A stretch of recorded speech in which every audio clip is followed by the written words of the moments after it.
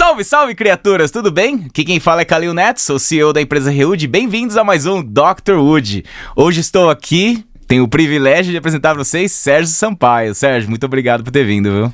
Eu que agradeço o espaço, sempre legal falar de arquitetura, técnicas construtivas e sustentabilidade, que é o nosso negócio que a gente faz com muita paixão. Cara, eu tenho certeza disso porque eu vejo bastante seus projetos e isso eu enxergo muito da sua essência, cara. Eu acho que é muito legal compartilhar dessa experiência e espero que você agregue bastante não somente para mim, mas também para os nossos ouvintes, viu? Essa é a ideia. Eu gosto de difundir conhecimento. Acho que é isso, né? O que a gente tem de experiência, a gente não vale de nada guardar para si, tem que mais divulgar, né? Para evoluir um pouco em todos os sentidos, né? Nossa sociedade, os colegas e a gente viver num mundo melhor, né? Sim, tenho certeza que dá continuidade, como Paulo Mendes da Rocha fala, dá continuidade à vida, né? Com certeza. Passar o bastão. Exatamente. Sérgio, quero entender um pouco mais sobre você, da onde você veio. Então, Kalil, eu acho até, a gente estava falando antes do podcast, eu tenho uma trajetória meio autodidata, assim, porque eu não tenho nenhum arquiteto na família, eu vim meu pai era advogado, meus irmãos todos são ligados ao direito, mas eu desde adolescente me sentia fascinado por criar coisas e me encantava especialmente quando eu viajava a questão do espaço público, a questão da interface que tem os edifícios com as áreas públicas, calçamentos, ruas, avenidas, que hoje a gente chama de desenho urbano, que eu não sabia o que era. Aí eu fui para arquitetura focado nisso, né? Eu, desde os 13, 14 anos sabia que queria ser arquiteto. Eu cursei a graduação no Mackenzie, eu entrei em 93, saí em 98 e não imaginava como a carreira ia transcorrer do jeito que foi. Eu acho que eu estudei muito mais pós-graduado do que na graduação. Só que acho que a característica principal do meu trabalho é que eu sou um arquiteto construtor. Desde o primeiro ano, eu sempre estive em obra, desde o primeiro ano de formado, então eu estou há quase 26 anos, eu diria que 70% do meu tempo eu estou em obra, com parceiros, e sou menos de desenho, menos de prancheta, menos de computador. Eu tenho um jeito de projetar muito sintético, assim, eu saio de uma vez só, desenho, e resolvo muito em obra, e é isso, a gente... Se você retomar a história da arquitetura brasileira do século XX, os principais arquitetos construíram muito. O Warchavchik construía, Artigas construía, e eu acho que se perdeu um pouco isso. Então, eu acho bacana os escritórios especializados em projeto, mas acho que a disciplina está cada vez mais especializada, com vários especialistas, mas o meu jeito de projetar é muito a partir da construção. Então, eu sou arquiteto de obra construída, nunca fui muito de concurso, nunca fui muito de concorrência. Eu faço de cada obra um laboratório de sistemas estruturais, de expressão plástica, e é a minha maneira de colaborar, assim, procuro fazer alguma coisa com avanço tecnológico sempre. Mas isso. Quando é que você resolveu fazer o escritório em si? Então, cara, aí que tá. Quando eu me formei, no primeiro ano, eu tinha a sociedade com outro arquiteto, Cristiano. Também ele era arquiteto do Mackenzie. E mais 2 engenheiros, um engenheiro da Poli e um do Mackenzie. Eu me sentia inseguro em relação à obra. Eu achava que eu tinha uma coisa meio enviesada, sabe? Eu achava que o arquiteto não era muito capaz de coordenar uma obra. Mas nessa experiência inicial, como os 4 tinham pouco trabalho e cada um somando os 4 dava alguma coisinha, primeiro você aprende não só com o engenheiro, mas você aprende com o carpinteiro, com o mestre de obra, com o montador, enfim, com o pessoal de acabamento. Aí eu percebi que isso retroalimentava meu jeito de projetar, porque você sabendo como faz, você procura ao menos não fazer propor soluções impertinentes, assim, e para poder atender um orçamento, uma demanda, né? Aí as coisas foram mudando, eu queria sempre voltar para São Paulo, porque eu comecei no interior, eu comecei em Itu, daí eu queria vir para São Paulo. Mas você é nascido em São Paulo? Eu sou nascido em São Paulo, nasci no Butantã. Aí a minha ideia, eu também eu fiz vários cursos, eu fiz como ouvinte na FAO, uns 2 anos, eu fiz uma aula com o Paulo Bruna de habitação na coletiva na Europa, desculpa, que foi muito importante para mim. Depois em 2009 e 2010 eu fiz habitação de interesse social, habitação em cidade na Escola da Cidade, depois fiz uma outra disciplina que era Geografia e Arquitetura na América Latina, na Escola da Cidade também. Então tudo que eu estudei pós-faculdade foi relacionado à habitação em grande escala. Só que, curiosamente, na minha vida profissional, o que eu mais fiz na vida foi o setor privado. Fiz muitas casas, né? As casas uma chama a outra. Mas eu já fiz de tudo. Já fiz indústria, já fiz edifício de escritórios, edifício horizontal, comercial, retrofit, já fiz de tudo. E então eu tenho uma carreira bem voltada na produção. Atender cliente, executar a obra, fechar orçamento. Então é bem prática, bem empírica. E Sérgio, com todos esses ramos a qual você atua, deve ser difícil você ter uma referência. Mas me fala um pouco das referências que você tem para que você possa atuar, ou você divide até isso na sua cabeça? Então, mas eu vou te falar uma coisa que eu tenho referência sim. Mudou minha vida, por exemplo, porque assim, eu me formei em 98, até 2009 eu tocava obras e os meus projetos. Eu comecei a tocar obra porque eu tinha muito problema com as construtoras que falavam que o meu projeto era inviável, que não ia dar certo, porque era uma coisa baseada na minha inexperiência. Eu me sentia muito confrontado, sabe?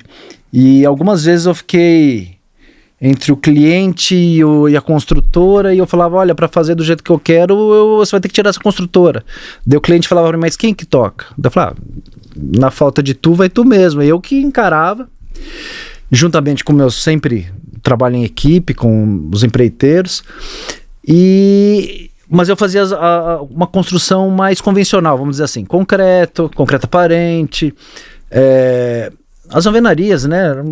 Nada de... Eu tinha para mim, o universo da estrutura metálica já era algo nebuloso, né? Aí na Escola da Cidade, numa pós, a gente tinha um módulo que a gente fazia habitação em favela, em terreno acidentado, e eu propus em metálica. Aí, em paralelo, teve um concurso chamava Morar Carioca, um concurso nacional, e eu também fiz uma proposta em estrutura metálica, e me incomodou muito que parecia assim, eu escutei coisas do tipo, isso não é pro Brasil, isso é inviável, isso não dá. Aí eu fui ver se não dava mesmo. Aí a partir dessa pós-graduação eu comecei a projetar em metálica. E eu lembro de uma aula que eu tive com a Luísa Maringoni, grande calculista da escola. Ela falava, olha, bota na cabeça que industrialização é projeto segmentar. Você trabalha com segmentos de reta. Você pode ter perfis grandes vãos, você pode ter peças calandradas, você pode tudo. Mas você tem que saber que a indústria está trabalhando com segmento, o que está na prateleira, que é similar à madeira. Aí eu comecei a testar, não é? Eu comecei a fazer... Eu fiz uma casa em metálica, depois eu fiz um centro comercial, daí eu incorporei um edifício em light steel frame em Itu, que eu fui sócio da incorporação. É um prédio de 15 andares em steel frame, tem 15 mil metros de área construída, e para venda. Então, e viabilizava, fechava a conta. Fantástico. Só que eu percebi que para você viabilizar, você tinha que dominar o sistema construtivo e propor coisas que são propícias ao sistema. Então, você não projeta um prédio em concreto da mesma forma que em metálica. E a metálica conversa mais com a madeira. A questão do ponto de dilatação, os componentes, as articulações, o contraventamento, aquela história de toda a composição ter um núcleo, um core que ajuda no contraventamento. Então, eu acho que é um caminho sem volta. Quando você começa a trabalhar com industrialização, sei lá, desde 2009 para cá, já fazem 15 anos, eu nunca mais fiz nada em alvenaria.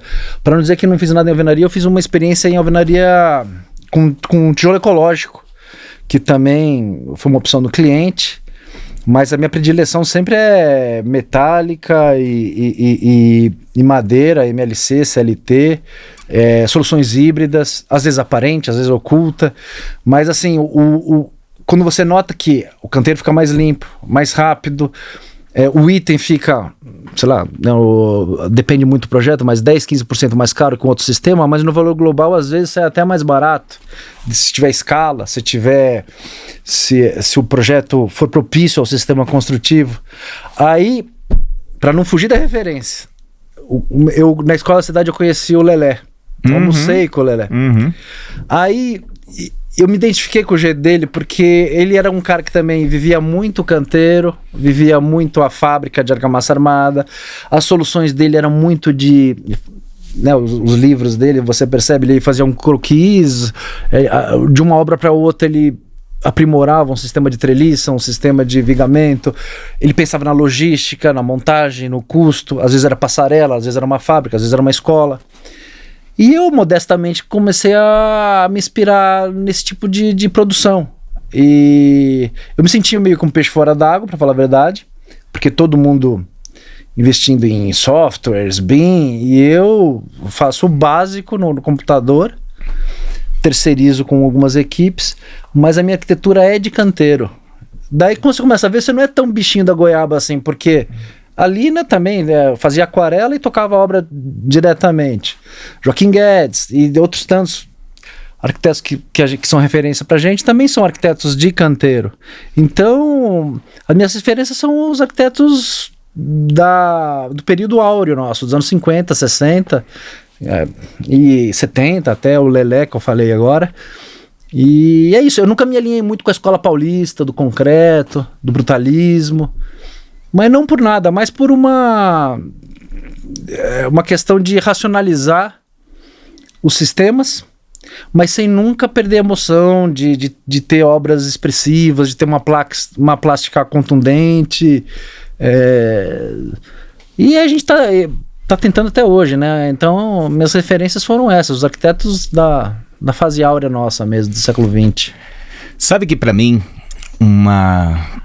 a arquitetura ou um arquiteto é aquele que domina os materiais e forma a utilizar os materiais no seu melhor potencial, buscando assim o seu equilíbrio, seja ele no projeto arquitetônico da forma arquitetônica, financeira ou até mesmo com os objetivos a qual o cliente te impõe ou que o objetivo que o arquiteto quer, seja ele arquitetônico ou até mesmo, como você disse, num prédio de financeiro para ser viável, né? Um ponto muito importante que você falou, que a palavra propício, ou seja, o material ao seu melhor uso do seu lugar, do seu potencial, esse sim é onde você atinge, na verdade, o domínio do material.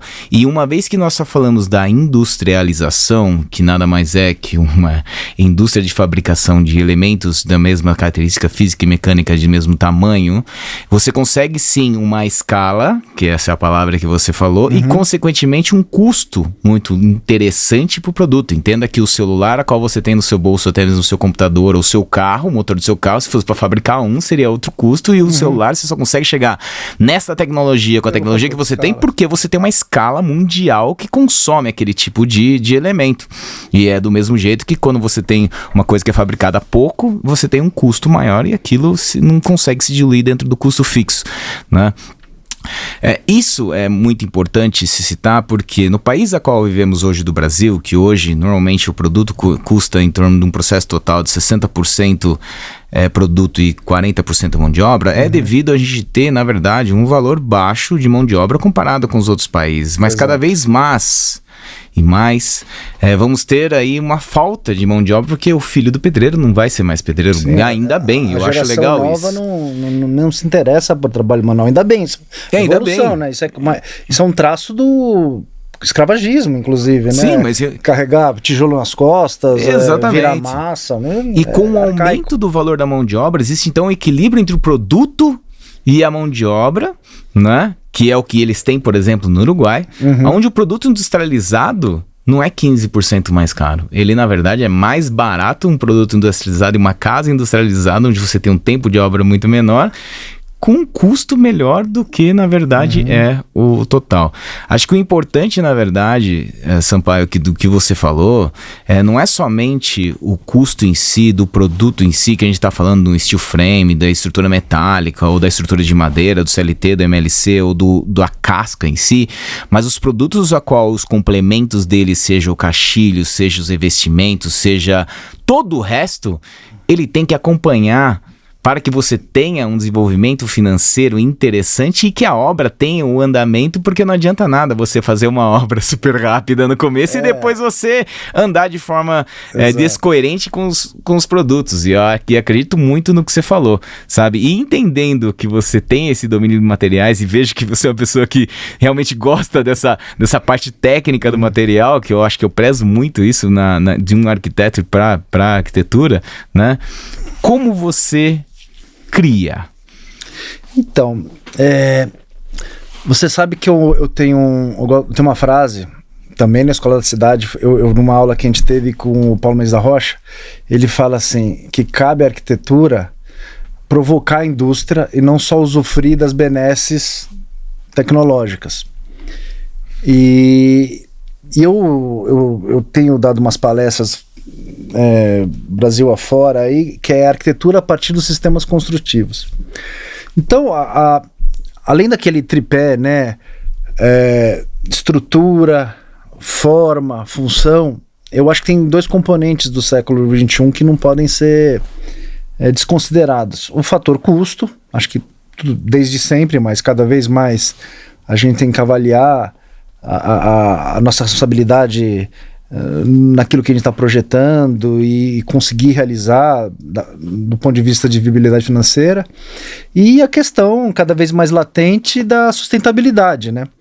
Então, quando você bota esses 5 itens na balança, aí como arquiteto eu penso assim, de que maneira o projeto é sempre uma resposta a um problema. Eu vejo as condições de terreno, as condições climáticas, logística, como é que acessa o material lá, isso tudo vai no custo. Então, e também tem uma questão de laboratório, de não tentar inventar a roda em cada projeto. Então, na minha carreira, eu sempre tento dar um passinho à frente mediante o que eu fiz, erros e acertos nas experiências passadas. Portanto, não estou dizendo que precisa ser assim, mas o Sérgio projeta de uma maneira tentando fazer as acomodações programáticas no terreno com as vias tradicionais, então muro de arrimo, drenagem, rampa, alguma plataforma com os sistemas convencionais, utilizando mão de obra local, mas para ter ganho de eficiência, em paralelo, alguma solução industrializada, que invariavelmente vai para madeira engenheirada, ou metálica, ou híbrida. Por que isso? Porque eu tenho maior controle tecnológico. Enquanto eu estou tocando a obra lá, em paralelo eu estou tocando com a Hillwood, com a Crosslan, com a ITA, ou com uma empresa de metálica, ou os componentes que vou soltar o pavilhão do chão, do solo, no caso exemplificando numa casa, por exemplo. Então, o que eu acho isso interessante? Eu utilizo a mão de obra local, sem grande especialização, pode ser isso já facilita parte do processo. Enquanto isso, eu estou ganhando tempo e precisão, afinando, apurando o desenho com o meu parceiro da indústria. Aí a montagem é simplificada, o canteiro gera muito menos resíduo, tem muito menos deslocamento, mas para fazer isso, eu tenho que saber, por exemplo, eu vou projetar com a Hillwood, eu faço um bate-bola com a Hillwood, aquela coisa, Sérgio, por que você está fazendo uma viga de, sei lá, 45, faz tanta diferença ser uma de 42 por 12, porque eu tenho, é uma solução sei lá, padrão e que me facilita no transporte, eu não tenho por que eu bater o pé, eu me adequo. Aí a gente consegue chegar num orçamento melhor, a gente consegue ter uma montagem mais racional, mais facilitada. Quanto menos peças eu acho melhor, quanto mais repetição eu acho melhor. E para mim sai junto. Eu não consigo pensar em qualquer solução de projeto que eu não pense em estrutura. Para mim, a arquitetura é arc de conceito e tectônica de construção, de matéria. Então, para mim, eu não consigo, é uma coisa totalmente associada à outra. Então, e eu acho que mesmo sem querer, sem ser a intenção principal, vai virando uma estética, vai virando uma plástica.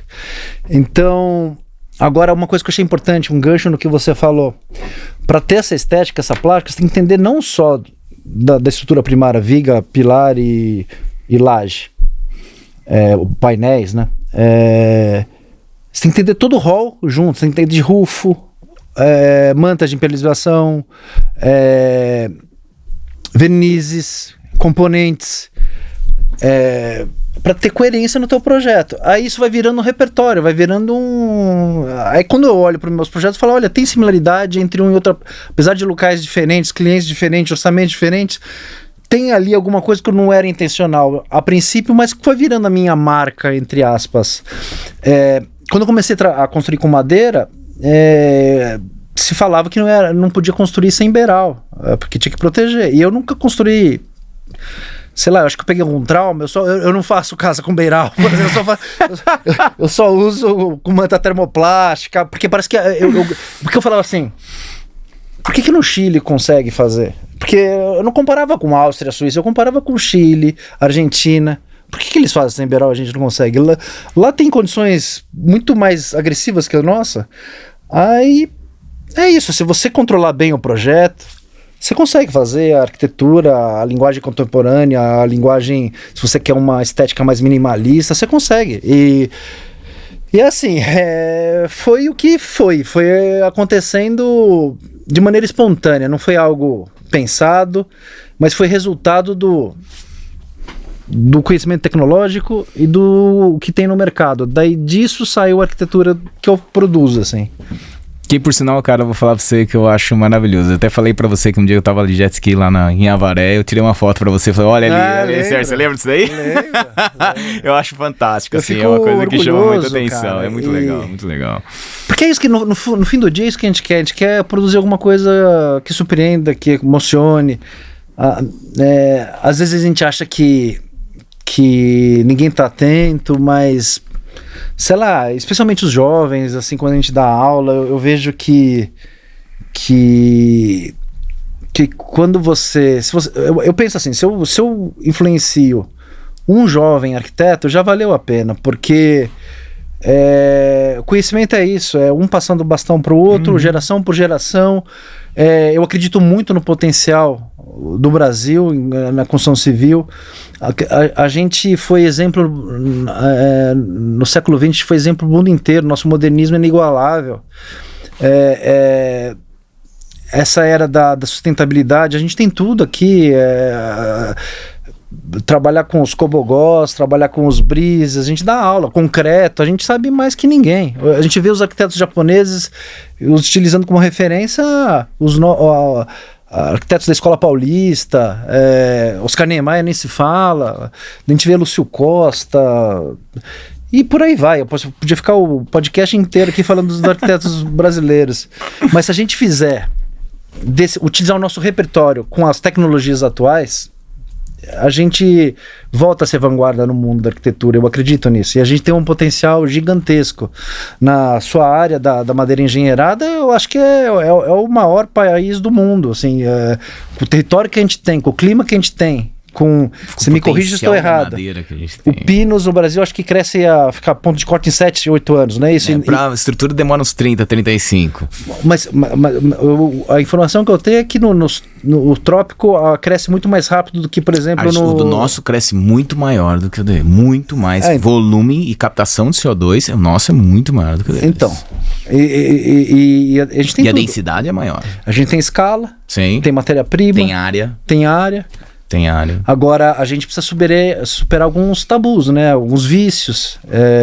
Por isso que eu defendo muito o arquiteto na obra. Sim. Porque não que seja fácil, é muito difícil, porque a gente é o elo mais fraco na maioria das vezes, mas a gente tem um domínio que ninguém tem. Porque quem concebe estrutura é o arquiteto. Sim. Não é a construtora, não é engenheiro. Até vou falar para você que do que você falou, por exemplo, do beiral, né? Quando você falou em tabu, em os vícios, o que eu falo, na verdade, é a falta de informação e o conceito já que a pessoa tem quando se constrói uma casa, ou seja, qualquer outra coisa, principalmente quando você fala em madeira no Brasil, um país a qual recebe o nome, o único país do mundo que recebe o nome oriundo de uma madeira. Pau-Brasil. Do pau-Brasil, né? Quando a gente fala em desenhar com beiral, principalmente na madeira, a gente fala porque as pessoas entendem que o envelhecer da madeira, aquilo degrada o material. É o contrário. Exatamente, mas é uma questão de informação e entendimento do seu envelhecimento. Entenda que isso que você acabou de falar, e foi legal que, cara, você falou a mesma coisa que eu acredito muito, que é Paulo Mendes da Rocha. É a continuidade, o entender de que você no final, você vai morrer e você tem que desenhar, na verdade, para a eternidade. Quando você desenha e escolhe o material a qual você está utilizando para a construção a qual você está realizando, você não está escolhendo simplesmente pela forma estética ou a forma e função dele agora, mas sim você está entendendo como ele vai se trabalhar e envelhecer junto para que aquilo se torne eterno, né? Então, uma vez que nós falamos exatamente faça em beirais, porque normalmente os nossos clientes ou as pessoas a qual utilizam madeira, primeiro que é um material relativamente novo, que as pessoas ainda, quando recebem da obra, recebem praticamente um móvel, né? E aí acha que aquilo, ou deve, ou tem como conceito que aquilo tem que ficar eterno da mesma forma. E a beleza da madeira, ao meu ver, não é somente vou chamar de degradação, mas sim um envelhecimento a qual ela tem da sua cor e da sua travabilidade através das trincas e fissuras da história que ela conta, da qual ela está vivendo ali, sabe? Mas a escolha do material em si, eu sempre falo, cara, a Reud, ela faz manutenção das próprias obras, você pode chamar a Reud para fazer a manutenção da sua obra sem problema nenhum, mas quando a gente está desenhando, visualizando que você está entendendo que o material que você escolheu, o seu arquiteto escolheu para concepcionar a sua obra, vai ter esse comportamento, uma vez que você não pôs, por exemplo, um beiral onde você vai ter uma exposição muito maior do sol e chuva no próprio material. É óbvio que assim, a arquitetura colonial, as paredes eram caiadas, daí tinha aquele telhado corda-bamba justamente para lançar as águas mais longe possível, com velocidade, para proteger as paredes que eram caiadas. Ok, fazia todo sentido, mas isso faz 400 anos. Agora, eu acho que voltando ao Paulo, com a tecnologia que a gente tem em mãos, o que a gente tem muito mais recurso. Eu, arquiteto do século XXI, não posso projetar do mesmo jeito que se projetava há 300 anos atrás, há 200 anos atrás. Então, eu acho que faz parte da arquitetura você espelhar o seu tempo. Sim. Então, é legal a gente mostrar uma preocupação com sustentabilidade. Uma coisa que eu acho fundamental nesses tempos de radicalismo político, né, ideológico especialmente, o arquiteto faz muita política no canteiro, na obra. Uma equipe que trabalha com industrialização, aquilo que você falou no começo, ele não volta atrás. Ele tem orgulho do trabalho que é feito. Com rede social eu percebo. Nas minhas redes eu tenho montador, pintor, gesseiro, calheiro, serralheiro, que nem imaginavam que podiam fazer. Eu gosto muito disso também, porque você faz a matriz principal. Vamos dizer que eu faço um edifício em madeira engenheirada. Eu tenho todos os componentes em metálica, né? Além do contraventamento, alguma rótula, alguma articulação. Você tem a escada, o gradil, às vezes você faz um banco, um anteparo, um guarda-corpo. Aí eu faço questão de fazer com mão de obra local. Então, às vezes eu estou fazendo alguma coisa no interior, aí eu pego aquele serralheiro que a vida inteira fez, sei lá, cocheira de fazenda, portão de sítio, não sei o que, dele de repente fazendo uma escada lá Mies van der Rohe, assim, eu acho muito legal, né? Aí, Normalmente fica bonito, cara. Normalmente é algo que você tem aí um o cara faz com gosto, com né? tesão, a coisa. Que daí ele fica orgulhoso, ele não volta atrás, ele se especializa. Então você faz um bem, assim, todos que passam. Porque a arquitetura é um processo, não é só um produto. Durante a construção é um processo pedagógico, impacta a vida de todo mundo que está envolvido no processo, não só o cliente, o arquiteto, mas todos os envolvidos, todos os fornecedores, todos. E depois da entrega, a construção toma vida também. Por isso que eu acho interessante que você falou, cada material envelhece de um jeito. Eu acho lindo a pátina que fica na madeira. Eu falo para meus clientes, eu tenho projetos que vira e mexe, tem os 3 componentes. Eu tenho concreto aparente, metálica e madeira. E contrariando a todos, o que menos dá manutenção para mim tem sido madeira. Que bom. Então, porque assim, eu fiz para meus pais uma casa 10 anos atrás. O concreto a gente já tratou umas 4 vezes. A cada 2 anos tem que lixar, aplicar nata e resina. A metálica também por questões de oxidação. A madeira ela vai envelhecendo e cada ano que passa fica mais bonita. Então eu apliquei stem uma vez só em 10 anos. Uma casa de 2014, a gente está em 2024, só repintamos uma vez. E quando repinta, eu acho que não fica tão legal. Eu gosto quando envelhece. Eu também sou assim. E as trincas, as fibras, isso que é a poesia do material. Você trabalha com taipa, você quer as imperfeições. Você trabalha com concreto, o concreto também, você tem imperfeição da forma, as nuances dos cinzas. Eu acho legal que fica impregnada aquela coisa, se você faz uma forma num dia que está mais úmido, tem um resultado, num dia mais seco. Tem a adrenalina também, que às vezes sai do controle, mas dentro de um certo limite, se você apreciar isso, entender a lógica, você não quer ocultar isso. Eu já tive projeto que a estrutura tá pronta de madeira, daí eu sei que vai cobrir alguma coisa, falar, não, dá até dó de cobrir, porque a obra era mais bonita do que a casa pronta, a casa, o prédio. Mas é isso, então. E esse negócio do produto acabado é muito do Ocidente. O oriental, ele gosta do envelhecimento. Sim. O japonês, o chinês, ele tem... eu fiz uma vez um curso que quem ministrou foi o Guilherme Wisnik. Ele falava do Tadao Ando, do Peter Zumthor, que é o suíço, Álvaro Siza, português, e mais algum, que era sobre regionalismo crítico e arquitetura contemporânea e tal. E todos esses arquitetos, você via que tinha uma poesia na tectônica, no envelhecimento do material, na sombra. A gente fala muito de luz, mas assim, as obras do Tadao Ando, por exemplo, tem o fecho de luz, mas que quem valoriza isso é a sombra. Então, quando você entra na Catedral de Brasília, falando de Niemeyer, você primeiro passa por um túnel subterrâneo, todo preto, escuro, para você ter o efeito surpresa de entrar na nave da Catedral. Então, se você entender que cada projeto cada técnica tem sua poesia, e você explorar isso, eu acho isso mágico, porque você mostra que a arquitetura é uma ciência politécnica também, que não é só belas artes, que não é só questão estética. Você tira aquela pecha de que é dispendioso, que assim, o arquiteto inventou uma coisa só para ficar bonito. Não, tem a sua função, tem a sua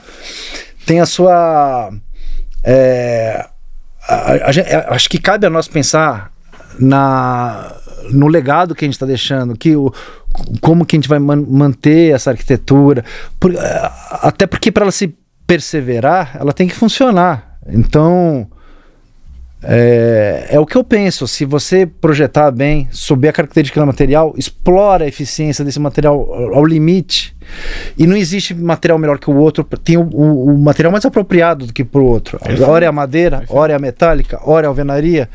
Não vou fazer a forceps madeira porque eu quero fazer madeira, é porque é a melhor solução. Eu me pergunto, é a melhor solução, e é assim que eu tenho feito, e é o que eu acredito. Porque eu vejo uma arquitetura palladiana, assim, não tem excesso. Era a tecnologia que tinha na época. Você vê uma arquitetura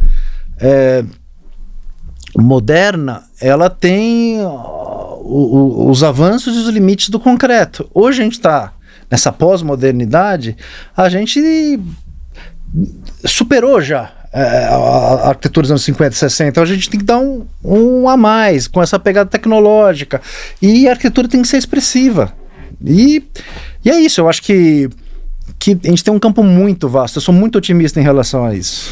Eu achei legal a palavra que você falou, poesia. Vou usar mais vezes essa poesia.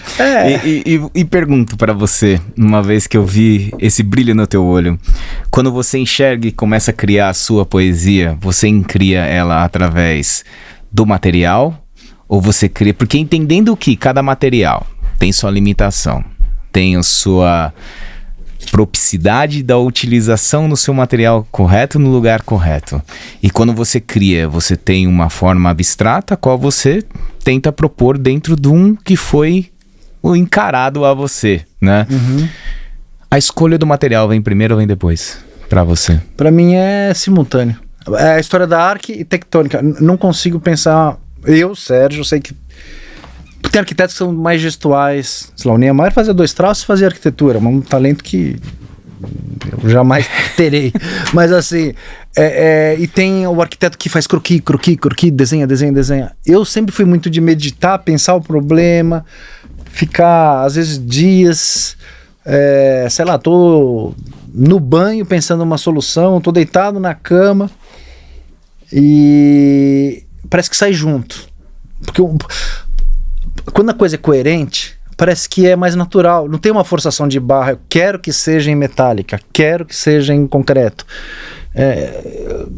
Então, assim, eu prefiro começar do zero. Assim, eu faço um projeto que desenvolve muito bem em madeira. Se por um acaso não, por alguma razão, não avança, eu prefiro começar do zero de outro jeito, porque se eu começar o mesmo programa, com o mesmo cliente, no mesmo terreno, saem 2 produtos completamente diferentes. Sim. E aquela coisa que a gente aprende na faculdade, que a gente fala para aluno né, de primeiro, segundo ano, não se joga uma ideia fora. Eu cansei de fazer ideia que não deu para um cliente, não deu para Francisco, mas deu para Chico.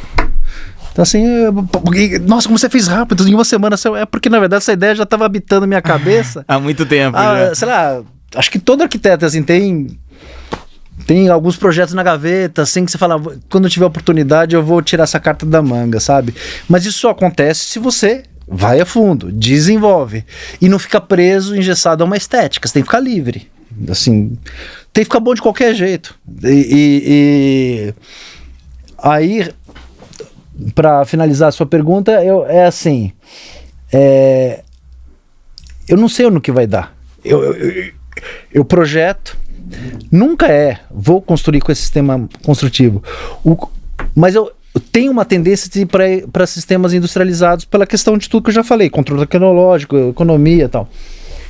E às vezes é mais madeira, às vezes é mais metal, às vezes eu combino com concreto, com taipa, com alvenaria estrutural, mas assim, eu diria que os componentes leves têm grande relevância, porque eu acredito muito nisso, porque é um desenvolvimento tecnológico.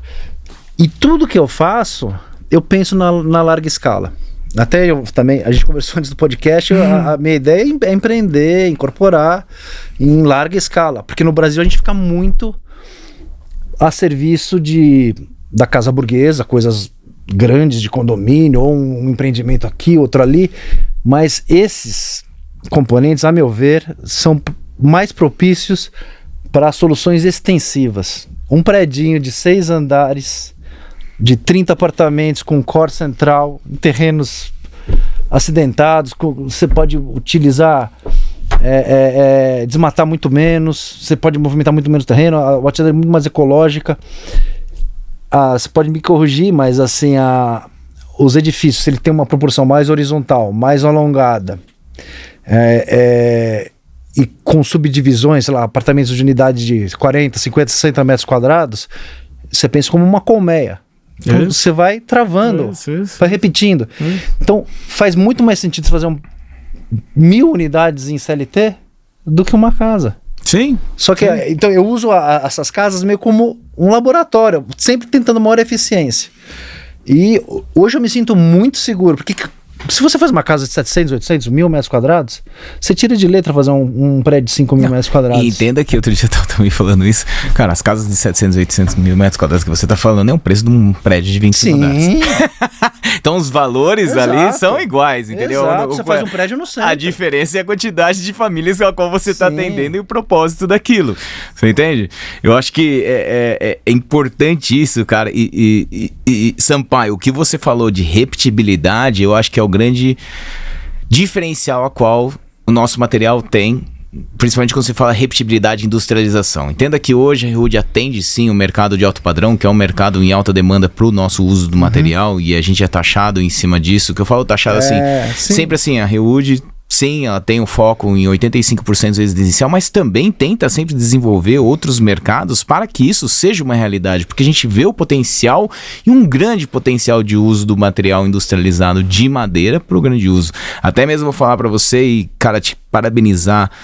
Eu acho que chama Roxinol a obra que vocês estão falando, que assim, que você falou em prédios, sabe? Acredito muito que cada vez mais vamos sim ter prédios de madeira, por ser realmente uma pegada não somente do desenvolvimento humano, a qual a gente tem que ter para dar essa continuidade, mas sim também o uso do material ganhando sua forma ao longo do tempo, tá? Mas, por exemplo, a obra do Roxinol eu acho a coisa mais linda, porque dentro da sua proporção, a sua leveza e a simplicidade do material e o seu uso, mesmo sendo uma obra, é exatamente um modelo daquele ao qual eu acho interessante ser realizado em edifícios, por exemplo, de 6 andares, com o uso do material, com uma repetibilidade, com ligações padronizadas, tamanhos de peças e vigas e pilares de padronização. E é uma questão, na verdade, de estudo de viabilidade em cima para que isso seja uma realidade, você entende? Eu acho que é uma questão, na verdade, da gente melhor se enquadrar dentro do mercado, da forma de atendimento e também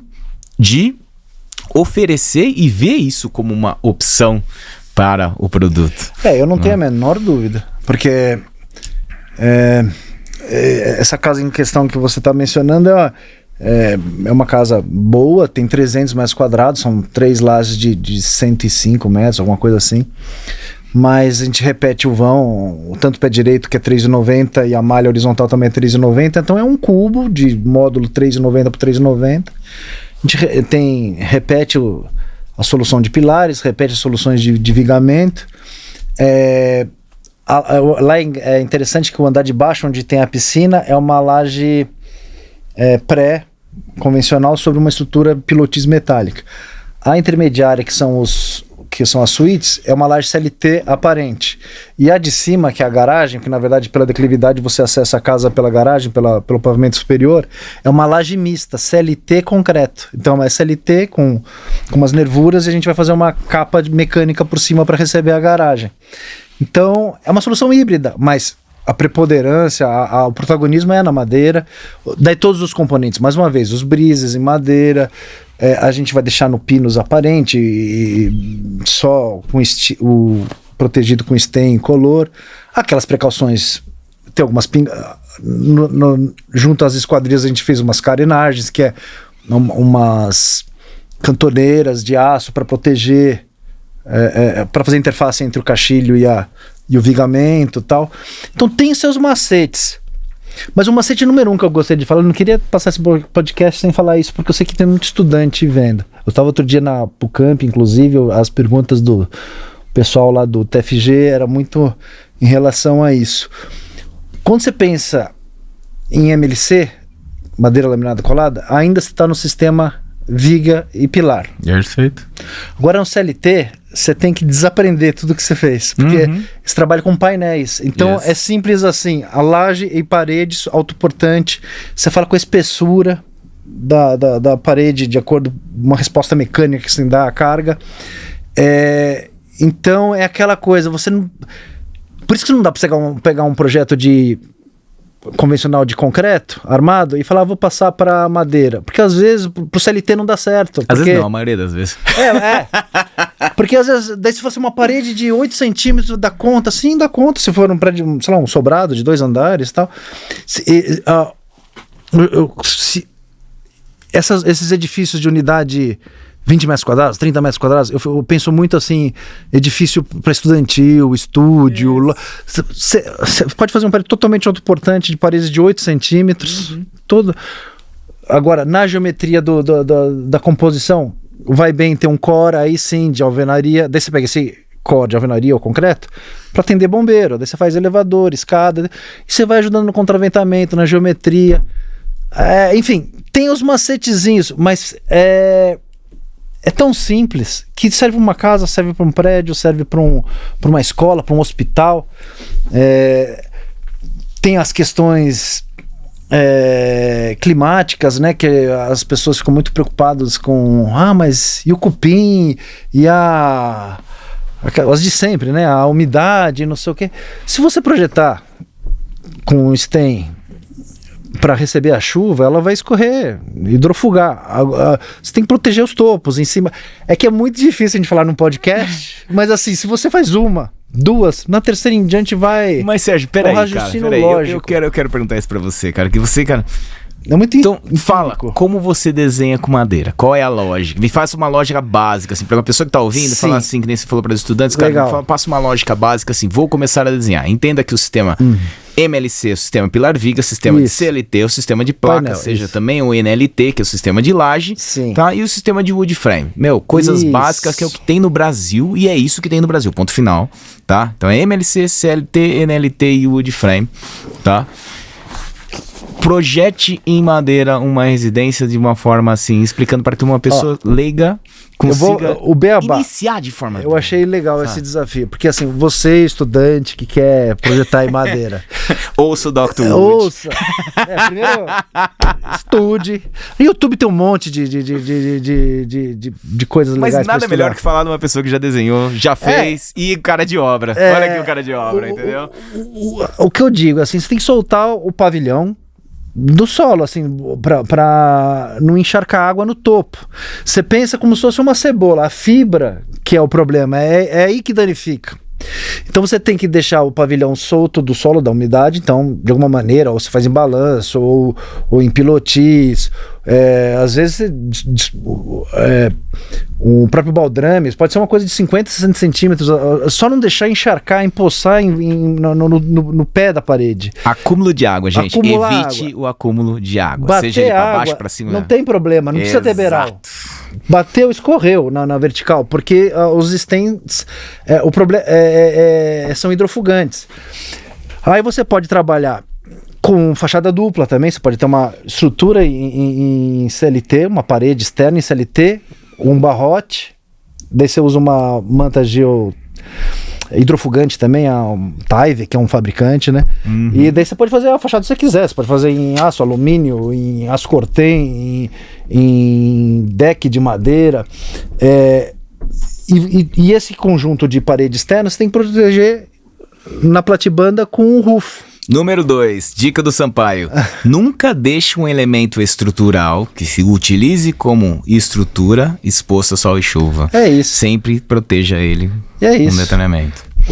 E os stems, tô falando sobre estética, ele pode ser no incolor, ele pode ir para um tom nogueira, pode ser um marrom, pode ser um preto, pode ser aquele sistema carbonizado, que é aquele sistema japonês, Senjiban. Sogiban, eu falei errado.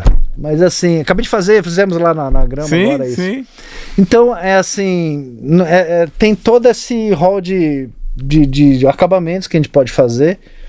E lembrar uma coisa assim, a madeira combina muito com a metálica, então vai bem uma escada metálica, vai bem alguns componentes em aço, porque a dilatação térmica é similar, trabalha com modulação também, então trabalha junto com uma casa de madeira lá, ela dilata e contrai similarmente a uma estrutura de madeira, e aquelas coisas que acho que quem acompanha o podcast aqui sabe, que a madeira é 5 vezes mais leve que o concreto, que a alvenaria.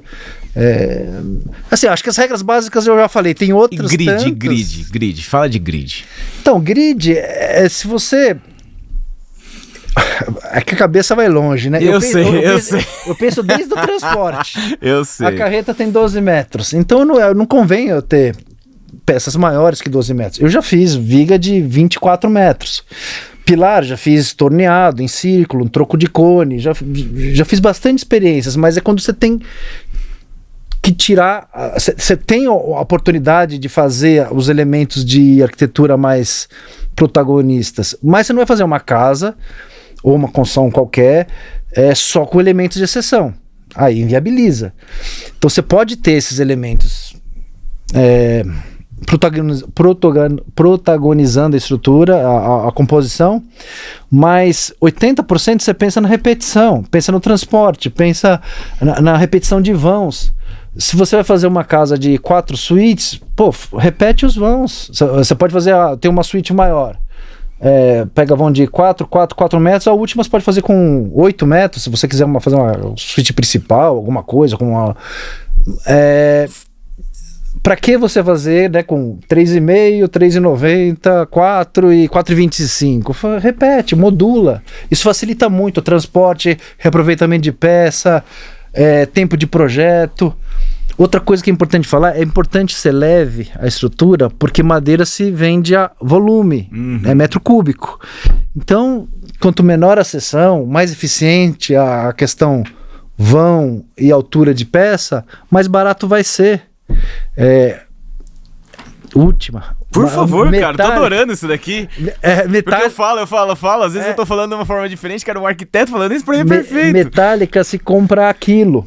Então também convém a pensar no peso da estrutura. Só que a metálica tem um fator mais limitante, as peças, os perfis standard de mercado. Então você pega um catálogo da Gerdau, convém você fazer 80%, 90% do seu prédio com as peças disponíveis no mercado. É possível fazer com peças soldadas? Lógico que é, mas você para uma indústria para fazer uma viga, custa 10 vezes mais do que um perfil padrão.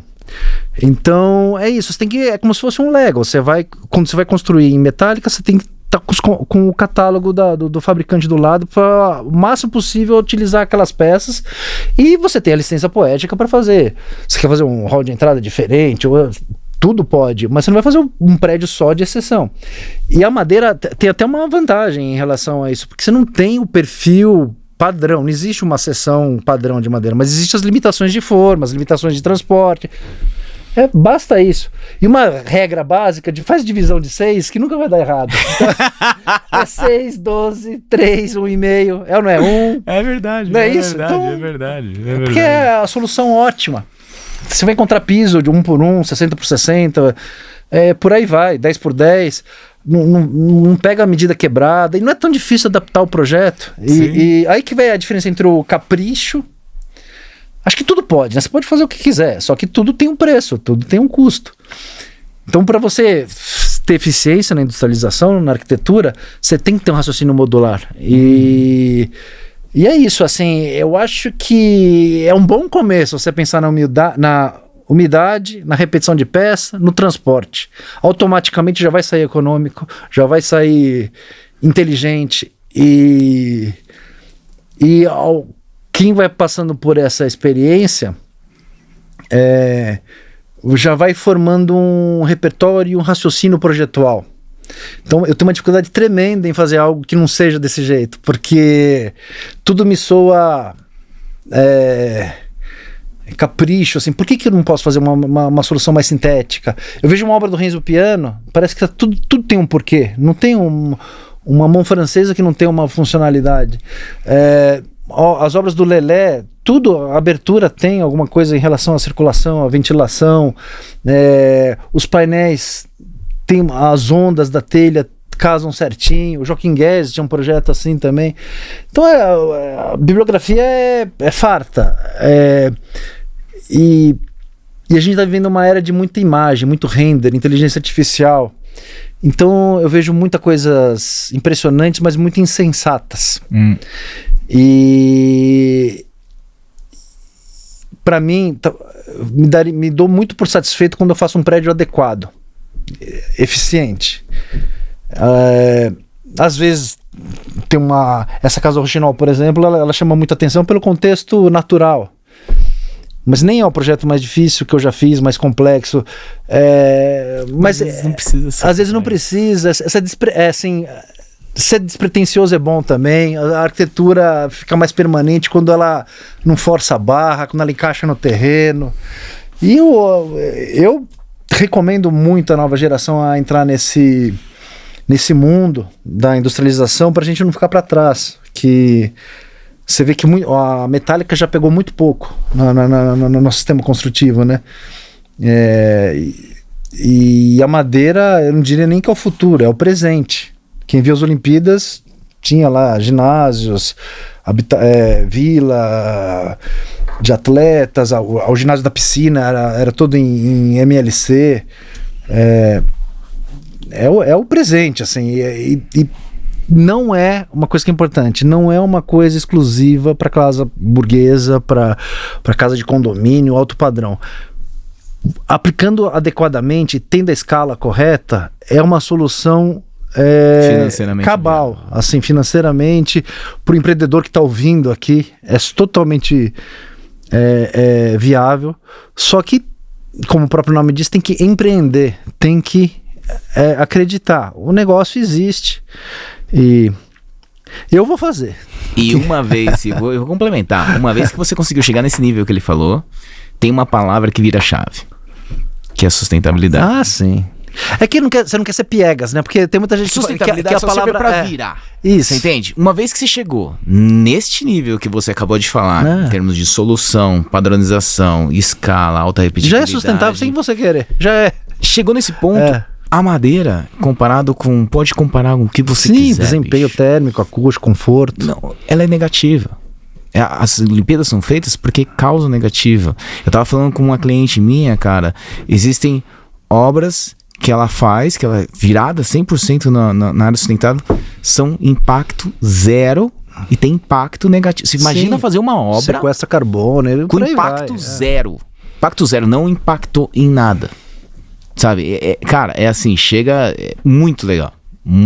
Achei muito interessante mesmo. Muito interessante mesmo.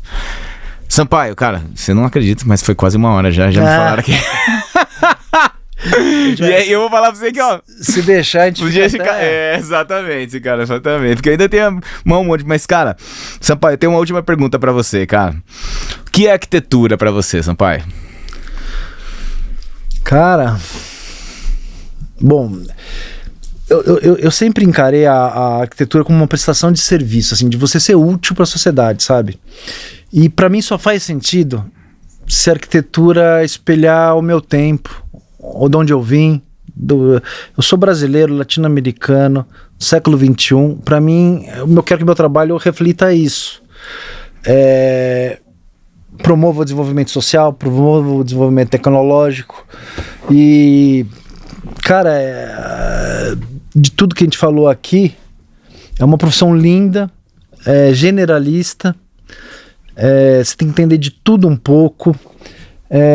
Não é assim uma coisa, eu acho que pra mim é uma coisa muito menos de um artista, de um dom artístico, de uma vocação, mas sim uma vontade de mudança, assim, de querer ver o mundo melhor mesmo, construir. A construção civil polui demais, os edifícios são inadequados, e quando você sei lá, qualquer país que eu visito, a arquitetura, acho que desde criança foi assim. Eu olhava nos outros países, por que minha cidade não é assim? Por que o passeio público não respeita o pedestre? Por que faltam árvores? Por que a construção é cheia de grade? Por que esse prédio todo espelhado poderia ter em qualquer lugar, menos no Brasil? Assim, eu acho que o país, com a miscigenação que a gente tem, com essa riqueza cultural, a nossa arquitetura tem que espelhar isso, como já fomos protagonistas. A gente tem que retomar isso. A gente, sendo regional, sendo brasileiro, a gente vai ser internacional, a gente vai ser global, porque a gente é tudo, a gente é diversidade, a gente tem bossa, a gente tem essa questão racial, a gente, apesar dos pesares, nós somos um país simpático ao mundo, a gente não é de se meter em guerra, aqui vivem judeus, vivem muçulmanos, tudo junto. A nossa arquitetura tem que espelhar isso. Então, para mim, a arquitetura é espelho de uma sociedade, é espelho de um momento. sei lá, eu acho que eu costumo dizer, se a pessoa quer me conhecer, ela nada como conhecer um trabalho meu, ela vai entender muito mais de mim se conhecer meu trabalho do que conversando comigo agora aqui, porque é lindo, assim, aí que tá a poesia da coisa, porque você dá o seu máximo ali, dá sua alma, e isso expressa de alguma forma quem você é, de onde você vem, e é assim que eu faço o meu trabalho. Sérgio Sampaio, cara, muito obrigado, cara. Foi fantástico aqui, foi legal pra caramba, cara. Queria agradecer mesmo pela compartilhar a experiência e falar um pouco com a gente, cara, do seu tempo. Viu? Obrigado mesmo, cara. Tô sempre à disposição. Agradeço a paciência aí. Gente, espero que vocês tenham gostado do vídeo. Curta o nosso vídeo, comenta aí, abraço e até o próximo. Grande abraço, até mais, tchau, tchau.